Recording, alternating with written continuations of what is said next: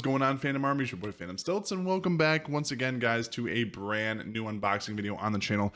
Today we are taking a look at the brand new controller that I got from Micro Center. It is in fact the Wolverine, the Razer Wolverine Tournament Edition. This is the sort of the little brother or little sister to the Ultimate, the Razer Wolverine Ultimate Edition. I've heard a lot of good things about this one over the Ultimate Edition. The problem with the Ultimate Edition is it's not as durable. A lot of things that I saw with the Ultimate Edition and doing some reviews before I bought this controller was the buttons and the D-pad. And while the Ultimate has removable thumbsticks and things like that, this seems like a lot more durable of a controller, so that's why I went with this one instead of the Ultimate Edition. So we're going to go through this. It is available for it's the Xbox One, obviously, for Razer, as you guys can see on the screen. It works with Xbox One as well as Windows 10, and it is a wired controller, not a wireless controller. And we're going to go through the box, and I'm sort of show you what the ins and out of the box actually look like. And let's go ahead and get started here. It comes with like brass tacks stuff. It comes with like a controller and a cord. So I'll show you what the cord looks like. I did want to go over sort of what's on the box. That way you guys sort of know what you're getting yourselves into with this controller. So with that being said, the Tournament Edition, it comes with a couple different features. So it comes with additional bumpers. So when we pull out the controller, I'll show you where the bumpers are. They're actually right up top where the triggers are. So that is where the bumpers are located. It's got a braided cable connection. So it's a braided cable versus just a regular run of the mill cord, so it's a lot more durable. It's also got chroma lighting, so I'll show you guys that when I plug the controller in. It's got that patented chroma key, or not chroma key, RGB lighting that Razer is known for. It's also got an ergonomic weight and shape, so it's form-fitting. So when you have the controller in your hands, if you feel like the grips and stuff on the back, sort of like an Elite controller with the rubberized grips, it allows you to sort of have that ergonomic feel where it fits better in your hand. It's got trigger stops and trigger mode. So I'll show you that when I pull all them, just sort of letting you know what the controller has on it before we actually get into what the controller actually looks like and stuff. Ergonomic multifunction, excuse me, rather, button layout, and then enhanced texture grip, which is that rubberized grip that I said before. I'm also going to show you guys with this controller. There is something in the Microsoft Store, so if you have a Windows computer, I'll show you the software that I use or that is used to map this controller, because it is a completely customizable map controller with the triggers, or rather with the buttons. So there's 4 buttons on the controller that you can map, the 2 triggers that or the 2 bumpers that I was talking about on the top of the controller, and then there's 2 sort of like plastic mesh paddles that I'll show you guys once I pull the controller out. So let's go ahead and get into this here. So I'm going to open the box. Like I said, very sleek design of a controller, but also you get what you get with the box. You get a cord and you get the controller itself. So this is the Razer Wolverine. I'm going to go ahead and move my headphones and stuff here so I can set the box down. Give me 1 second. So go ahead and set the box down because we don't need that for right now. And so this is the controller itself. This is the Wolverine Tournament Edition controller, Xbox version. So like I said, it's got sort of like a different sort of D-pad. So it's like a segmented D-pad. So in comparison, let me go ahead and grab my Fusion controller that I was using before, and I'll show you how it's different. So in holding up these 2 controllers, this is the Fusion Power A controller that I was using before. Obviously, you can see it's a lot more bulky. And then this is the Wolverine. So side by side, they look sort of similar, but a little bit different. This one definitely has a more ergonomic feel. It definitely looks like it's not as chunky as the Power A one. And also on the back, so I'll go ahead and show you this too. Just as I was talking about those mesh paddles that I was talking about. So if you look on the back of the controller, see how these are more mesh and they're sort of like form-fitting to the controller, where these are metal and sort of like a toggle basically. They both have trigger stops. So the trigger stops for this one has 3 different zones, and this one just has like a switch over. So the trigger stops are actually for the Wolverine are actually these right here, these little buttons right here. So you flip those over to the, I believe it's to the left and one to the right, depending on which side of the controller you're talking about, and then you turn on your trigger stops that way.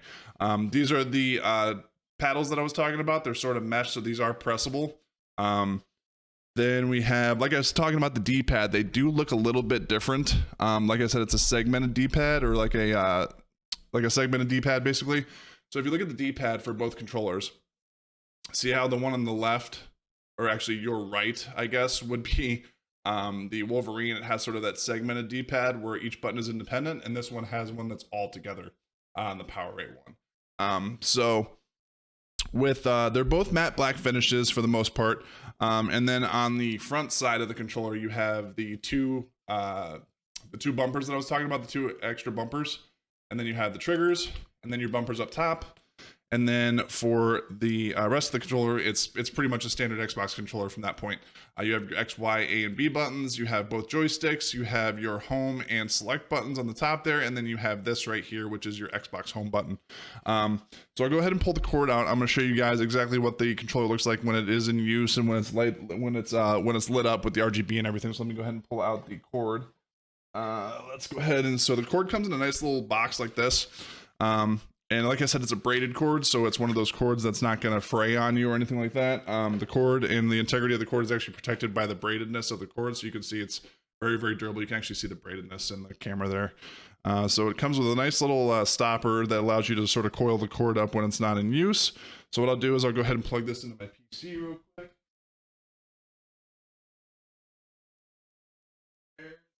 Okay. So when you power on the controller, go ahead and put the PowerA over here because I'm not using it. And then we'll take the Wolverine and I'm gonna look and see which way the cord goes in. So it goes in this way, okay. So when you plug it in, do it like this so you guys can see the RGB. Let's see. Should light up here in just a second. There it goes. See, it's got the RGB there. So it allows you to do a couple different things with the RGB, like when you use the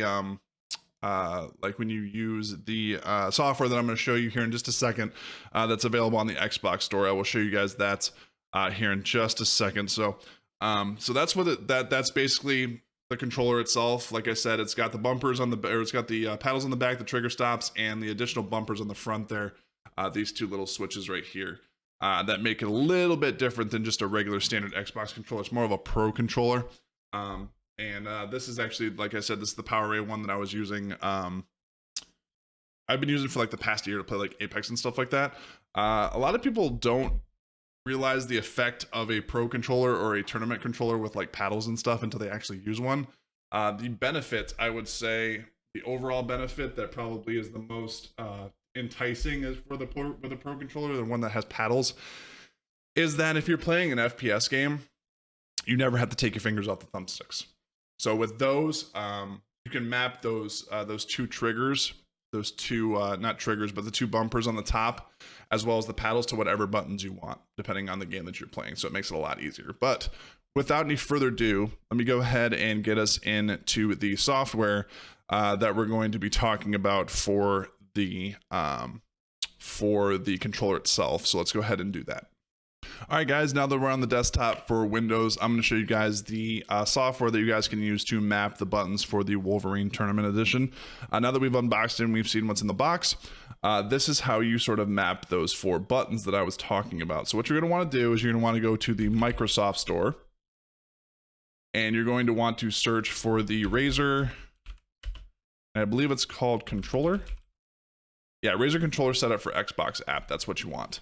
So I already have it downloaded. It's going to show that I already have it installed. So we're going to go ahead and launch it here. But that's what you want to do. You want the Razer Controller Setup for Xbox. You don't want to use Razer Synapse. You do not want to use Razer Synapse. So what I'll go ahead and launch this here. And it's going to launch up the software. And as you can see, I already have one for Apex Legends already done. So if you go into my Apex Legends profile, go ahead and grab the controller because it allows you to do stuff right from the controller to input the buttons and stuff. So if you go here, we have edit.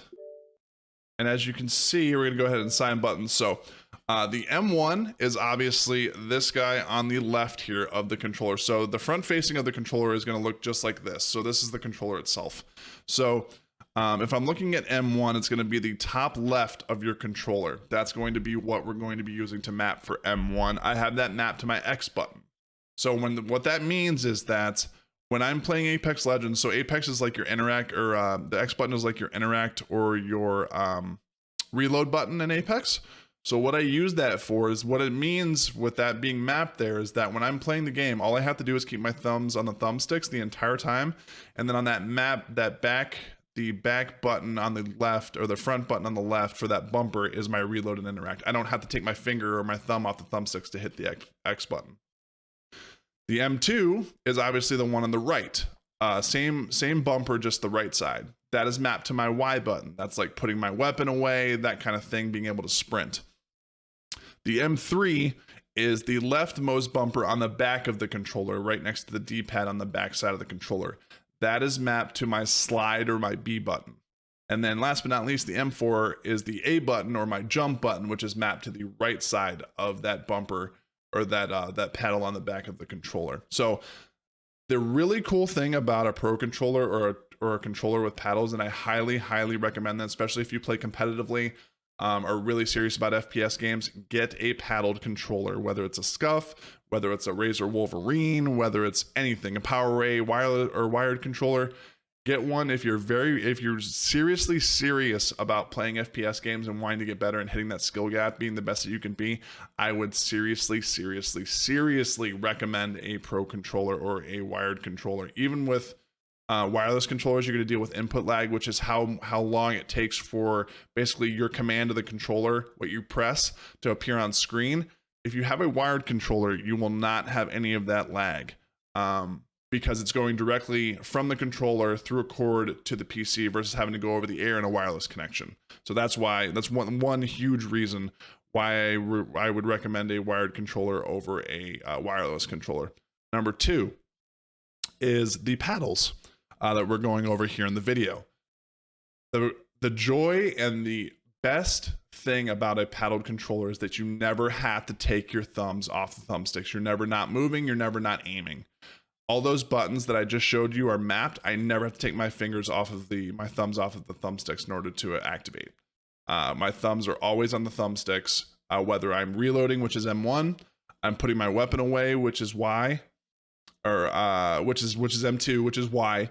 I'm jumping or sliding or crouching with M3, or I'm jumping with the A button, which is mapped to M4. I never have to take my thumbs off those thumbsticks. So like I said, very short unboxing. You can do a couple other things with the button mapping. So it allows you to just sort of tweak the lighting here. So if you wanted a different lighting aspect of the controller, right now I believe it's set to wave.